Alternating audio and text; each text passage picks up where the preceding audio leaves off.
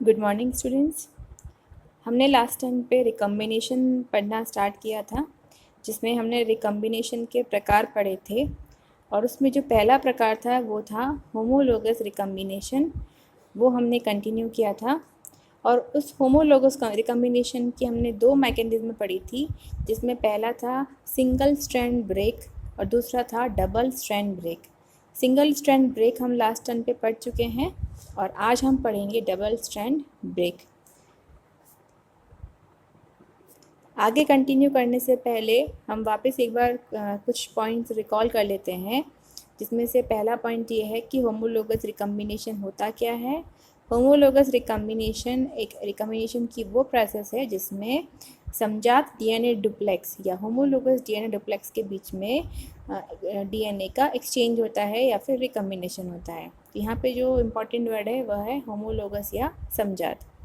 Eukaryotes का हम जानते हैं कि यह किस प्रकार से होता है, और साथ ही में बैक्टीरिया में एक अलग प्रकार से होता है क्योंकि वहाँ मियोसिस नहीं पाया जाता, जिसे हम आगे डिटेल में पढ़ेंगे कि बैक्टीरिया में होमोलोगस रिकम्बिनेशन किस प्रकार से होता है।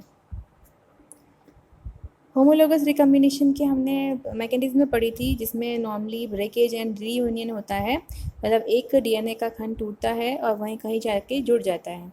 तो इसी प्रकार से इसके दो मॉडल्स हमने पढ़े थे। पहला था सिंगल स्ट्रैंड ब्रेक, जिसमें हमने हॉलिडे मॉडल पढ़ा है, और दूसरा है डबल स्ट्रैंड ब्रेक। मैं आपको एक चीज़ बिल्कुल स्पष्ट बता देती हूँ कि ये आप सिर्फ देख के याद नहीं कर सकते। आपको 3 या 4 कलर के पेन लेके जो हम बनाते हैं कि किस प्रकार से डीएनए का कौन सा खंड कहाँ प्रवेश कर रहा है और किस प्रकार से कितने कॉम्बिनेशन बन रहे हैं, कि जब तक आप प्रैक्टिस नहीं करेंगे तब तक आप इसे नहीं समझ सकते। तो आप डायग्राम को ध्यान से समझिए, जो वीडियो आपको अगर शेयर किया गया है तो उसको आप ध्यान से समझिए, उसके बाद में फिर आप उसकी थियोरी को पढ़िए। तो सबसे इम्पॉर्टेंट चीज़ क्या है, आप अलग अलग कलर के पेन लेके या अलग अलग कलर के स्केच पेन लेके आपको ड्रॉ करने होंगे इसके डायग्राम को। आज जो हम पढ़ेंगे वो है models involving double strand break. तो इसमें हम एक मॉडल पढ़ेंगे जिसमें कि अब दोनों में अंतर आपको समझ में आ रहा है, क्योंकि डीएनए एक डबल स्ट्रैंडेड संरचना है, इसमें दो रज्जुक होते हैं।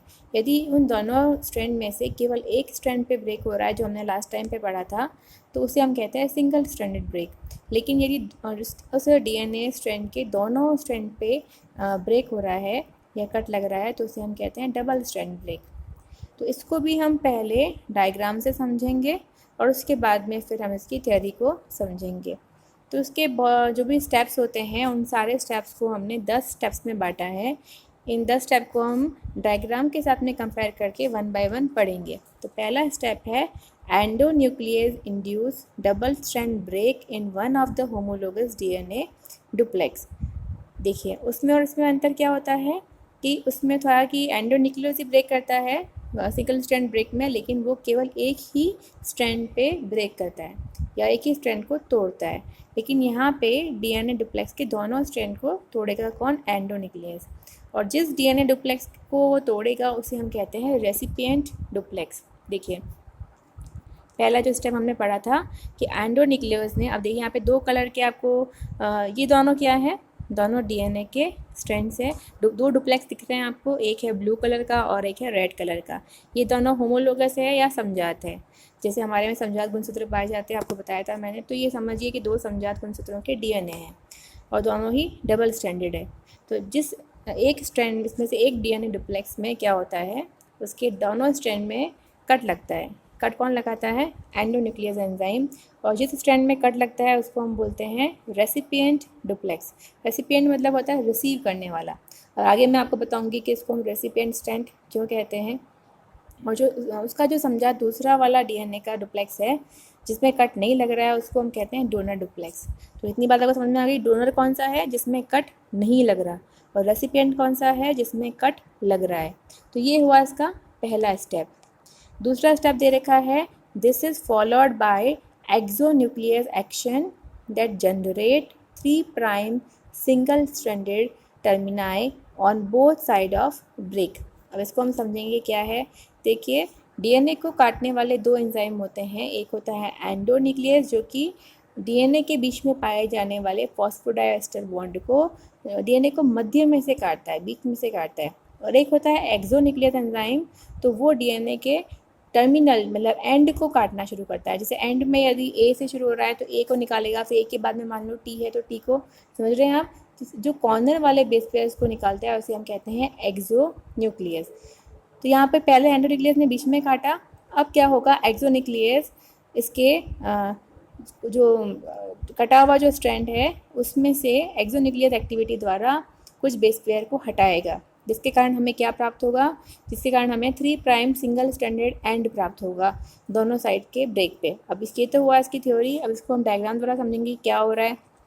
देखिए पहले कट लग गया, अब यहाँ पे कट लगने के बाद में ऊपर की साइड में आप देख रहे हैं जो कट वाले स्थान से एक्सो न्यूक्लियस ने क्या किया, इसके एंड को छोटा कर दिया। छोटा करने के कारण क्या हुआ, यहाँ पे आपको 3 प्राइम एंड की, जैसे आप यहाँ मैंने प्राइम मेंशन नहीं किए हैं, जो आपको लंबा वाला एक पूंछ के समान सिरा दिख रहा है यहाँ पे इसका 3 प्राइम एंड है इस स्ट्रैंड का। वैसी प्रकार से दूसरे वाले स्ट्रैंड का 3 प्राइम एंड यहाँ पर है, तो आपको 3 प्राइम एंड का एक लंबी पूंछ के समान संरचना नजर आई जो कि सिंगल स्ट्रैंडेड है। देख रहे हैं आप, क्योंकि इसके सामने जिसके साथ में बेस पेयरिंग थी वो तो बेस पेयर हटा दिए गए हैं, किसके द्वारा हटा दिए गए हैं, एक्सो न्यूक्लियस एंजाइम के द्वारा। तो आपको कुल मिला के 2 सिंगल स्ट्रैंडेड या एक रज्जुक डीएनए के एंड मिलते हैं, जो कि कौन से एंड होते हैं, 3 प्राइम एंड होते हैं। आप जानते हैं डीएनए में एक 5 प्राइम एंड होता है, एक 3 प्राइम एंड होता है, तो ये जो लंबे वाले हैं ये कौन से हैं, 3 प्राइम एंड है। तो ये हो गया स्टेप 2 एक्सो न्यूक्लियस एक्टिविटी। इसको हम क्या बोलते हैं, एंड रिसेक्शन। एंड रिसेक्शन मतलब एंड्स को वापस से कट करना, it is called and resection. इसके बाद तीसरा स्टेप रहेगा 1 of the 3 prime single stranded terminal. जो ये जो 3 पूंछ के समान सिंगल स्ट्रैंडेड संरचनाएं बनी है या प्राप्त हुई है, इसमें से कोई एक क्या करेगा, invades homologous region of the other DNA duplex. जो दूसरा डीएनए डुप्लेक्स था उसका नाम क्या था, डोनर डुप्लेक्स, उसके अंदर इसमें से जो एक 3 प्राइम एंड है वो इन्वेजन करेगा। मैंने बताया था आपको लास्ट टाइम पे, इन्वेजन क्या होता है, अपने वाले जो बेस पेयर है उससे बेस पेयरिंग नहीं करके दूसरा वाला डीएनए जो समझात डीएनए डुप्लेक्स है उसमें बेस पेयरिंग करना। तो क्या हो रहा है, देखिए यहाँ पे 2 सिरे थे, ब्लू वाले जो है वो था रिसिपिएंट, रेड वाला है वो है डोनर। ब्लू वाले में से हमको 3 प्राइम एंड प्राप्त हुआ, कौन सा, सिंगल स्ट्रैंडेड।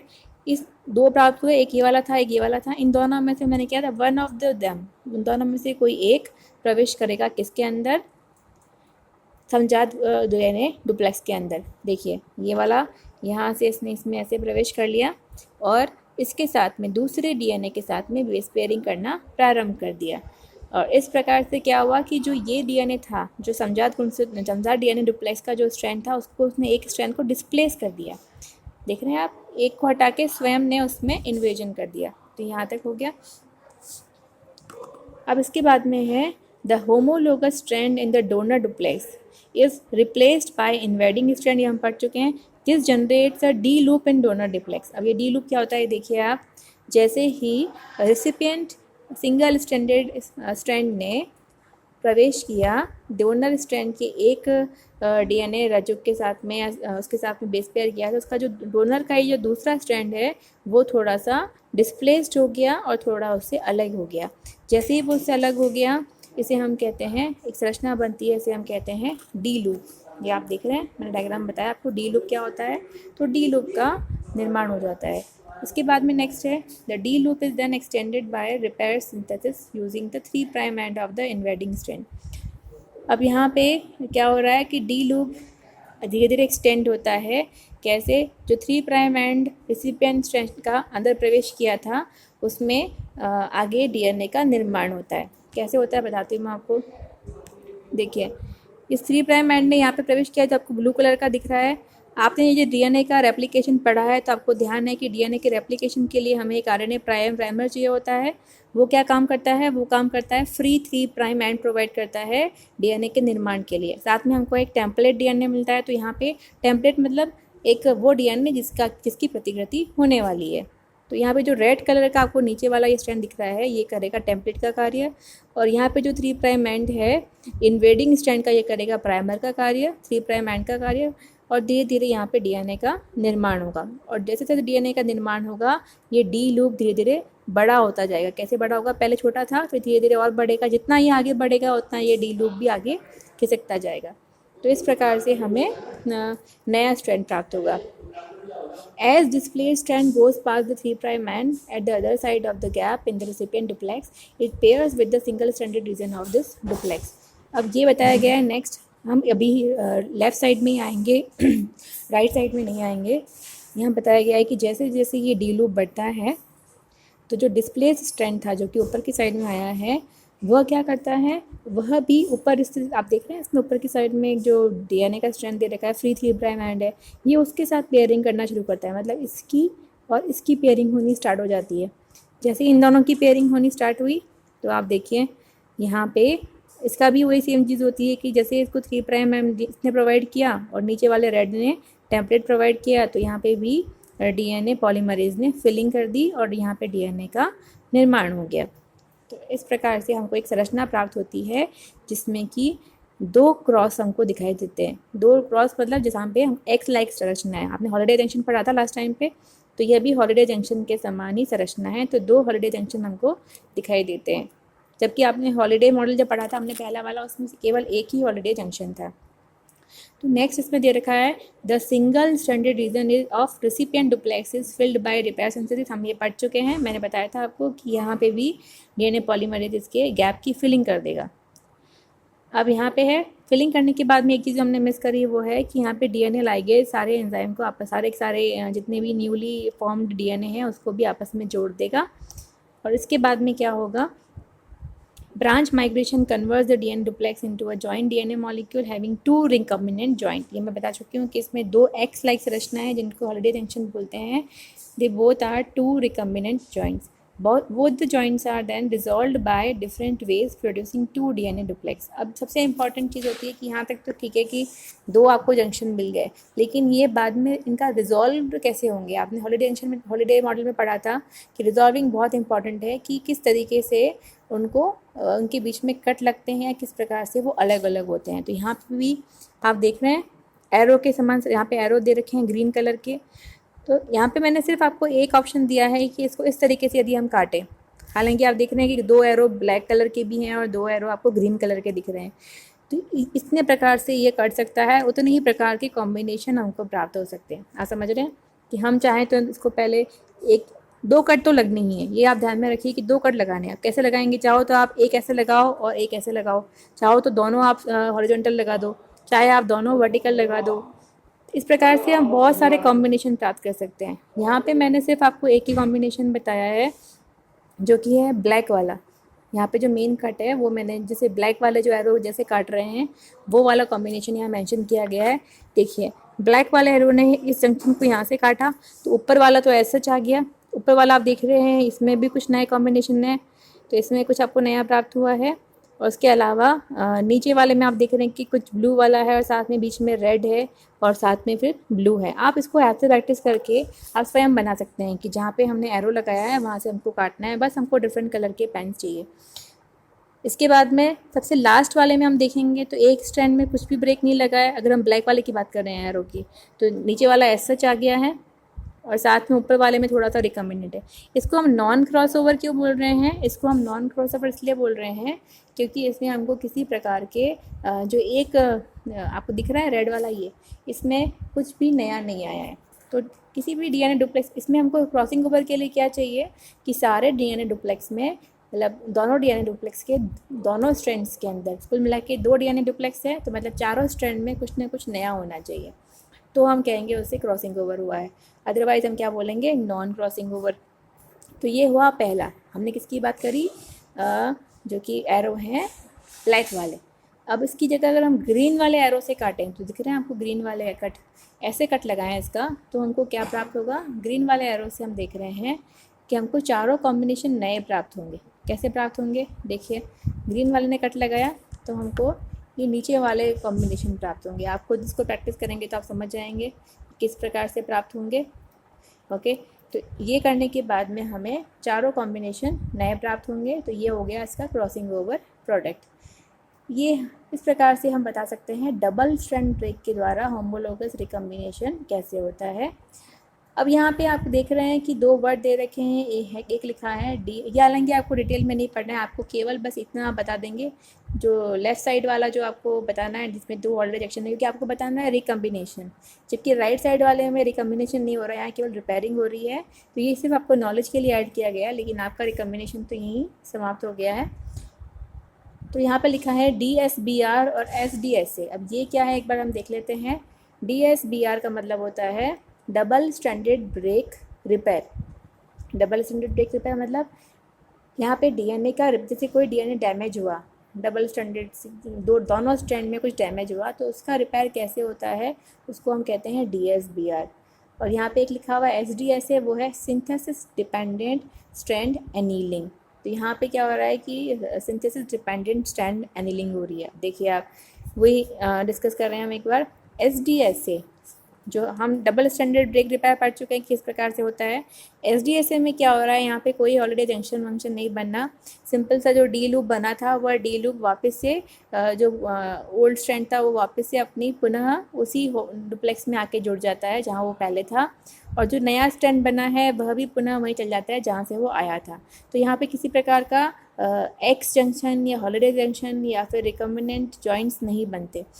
और क्या होता है, DNA लाइगेशन के द्वारा हमको वापस से DNA प्राप्त हो जाता है। इसे हम कहते हैं स्ट्रैंड, मतलब यहाँ पे जो strand displacement synthesis annealing. Okay, तो ये वाला भी एक प्रकार से रिपेयरिंग का सिस्टम है, लेकिन आपको जो पढ़ना है वो सिर्फ DSBR ही पढ़ना है। डबल स्टैंडर्ड ब्रेक रिपेयर किसके अंदर पढ़ना है, डबल स्टैंडर्ड ब्रेक द्वारा, ब्रेक मॉडल है रिकम्बिनेशन का। तो इस प्रकार से आज हमने होमोलोगस रिकम्बिनेशन के 2 पॉइंट कवर किए हैं, जिसमें से पहला हमने पढ़ा था, जो लास्ट टर्म पे पढ़ा था, वो था सिंगल स्टैंडर्ड ब्रेक, और दूसरा जो आज पढ़ा है वो है double standard break. Homologous recombination के अंदर ही एक चीज़ और हम पढ़ेंगे। जैसा मैंने आपको बताया था कि जो अब तक बताया इसमें आपने हमेशा देखा है कि 2 समजात गुणसूत्र या फिर 2 समजात DNA डुप्लेक्स उपस्थित रहते हैं, और उनमें रिकम्बिनेशन होता है या उनमें क्रॉसिंग ओवर होता है जो होता है मेयोसिस के समय। लेकिन अगर हम जीवाणु की बात करें तो उसमें भी होमोलोगस रिकम्बिनेशन पाया जाता है, लेकिन उसकी प्रक्रिया कुछ अलग होती है, उसमें कुछ प्रोटीन्स इन्वॉल्व होते हैं। तो वो हम नेक्स्ट टर्म पे पढ़ेंगे। क्या पढ़ेंगे, होमोलोगस रिकम्बिनेशन इन बैक्टीरिया, जिसमें हम ब्रैक ABCD प्रोटीन के बारे में पढ़ेंगे जो आपके सिलेबस में मेंशन है। धन्यवाद।